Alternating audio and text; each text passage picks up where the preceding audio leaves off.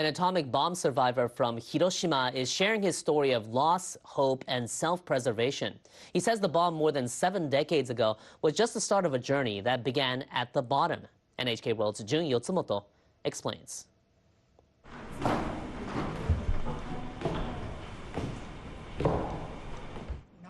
"73 years ago, Tsunehiro Tomoda happened to be in the basement of his elementary school. It saved his life. I was taking my shoes off when a light flashed. 8:15 a.m., August 6, 1945. The United States dropped an atomic bomb on Hiroshima. Tomoda and his younger brother had just arrived at school. It was about 500 meters from the hypocenter. Tomoda was knocked out by the blast. When he came to, he saw something he would never forget. When I climbed up the stairs, I found my brother dead. He was burnt black. More than 100 bodies were scattered across the schoolyard. In the following days, Tomoda desperately searched for his mother, in vain. At just 9 years old, he was on his own. But his story doesn't end there. This is the site where Tomoda's house once stood. It's gone, but the memories remain. During the war, his mother rented a room to a Korean man. After the war, the man returned to the peninsula and Tomoda joined him. He moved to Seoul and lived with the man's family for 4 years. But he was abused, so he ran away. Tomoda was alone again and homeless. And that's when his life took yet another turn. Just 5 years after the atomic bombing, the Korean War broke out.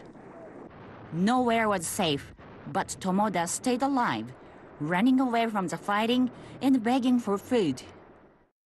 After the war, his longing to see his mother became unbearable. But he couldn't go home because there were no diplomatic relations between Japan and South Korea. Tomoda fell into despair and tried to kill himself. I tried to cut my arm off with a big knife, but the bone blocked it. I tried to die 3 times. He finally made it home in 1960 with the help of a Korean woman who contacted Japanese authorities on his behalf. He was 24 and learned his mother had died in the atomic bombing. He moved to Osaka, found a job, and, for the first time in years, had a home. He married and had 5 children.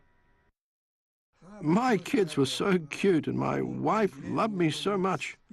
I had nothing to complain about. Tomoda is back in Hiroshima to share his story. War is really cruel. Atomic bombs are really cruel. Why do things like that exist? He wants to teach the younger generations how precious a peaceful life is, and not to take it for granted.